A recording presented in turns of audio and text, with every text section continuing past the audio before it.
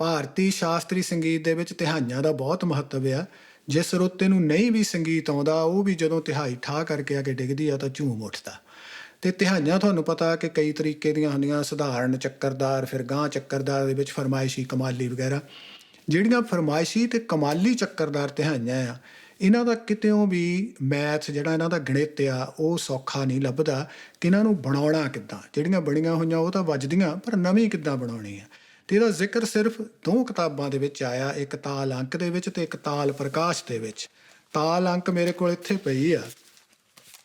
ਇਹਦੇ ਵਿੱਚ ਵੀ ਜਿਹੜਾ ਇਹਨਾਂ ਨੇ ਦੇਖੋ ਇੱਥੇ ਜ਼ਿਕਰ ਕੀਤਾ, ਇਹਦੇ ਵਿੱਚ ਵੀ ਇੱਦਾਂ ਆ ਕਿ 3 ਮਾਤਰਾ ਛੱਡ ਕੇ ਦੇਖੋ, 4 ਛੱਡ ਕੇ ਦੇਖੋ, 5 ਛੱਡ ਕੇ ਦੇਖੋ, 6 ਦੀ ਬਣਾਓ, ਇੱਦਾਂ ਵਗੈਰਾ।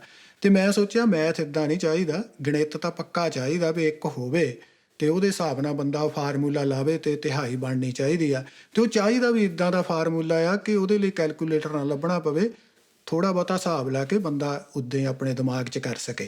ਅਤੇ ਇਹ ਸਾਰਾ ਮੈਂ ਬਿਲਕੁਲ ਸੌਖੇ ਤਰੀਕੇ ਦੇ ਨਾਲ ਤੁਹਾਨੂੰ ਦੱਸਣ ਜਾ ਰਿਹਾ। ਪਰ ਹੁਣ ਆਪਾਂ ਫਰਮਾਇਸ਼ੀ ਚੱਕਰਦਾਰ ਦੀ ਗਾਂਹ ਗੱਲ ਕਰਾਂਗੇ। ਸ਼ੁਰੂ ਕਰਦੇ ਹਾਂ ਤਿਹਾਈ ਦੀ ਪਹਿਲਾਂ ਤੋਂ ਗੱਲ, ਕਿ ਤਿਹਾਈ ਕੀ ਚੀਜ਼ ਹੁੰਦੀ ਆ, ਸਧਾਰਨ ਤਿਹਾਈ ਕਿੱਦਾਂ ਬਣਾਉਣੀ ਆ, ਅਤੇ ਕਿਸੇ ਵੀ ਮਾਤਰਾ ਤੋਂ ਚੁੱਕ ਕੇ ਸਧਾਰਨ ਤਿਹਾਈ ਕੀ ਬਣਾਉਣੀ, ਅਤੇ ਉਹ ਤੋਂ ਬਾਅਦ ਫਰਮਾਇਸ਼ੀ ਚੱਕਰਦਾਰ ਵਗੈਰਾ ਕੀ ਤਿਹਾਈਆਂ ਹੁੰਦੀਆਂ, ਸਾਰੀਆਂ ਗੱਲਾਂ ਦਾ ਵਾਰੀ-ਵਾਰੀ ਜ਼ਿਕਰ ਕਰਾਂਗੇ।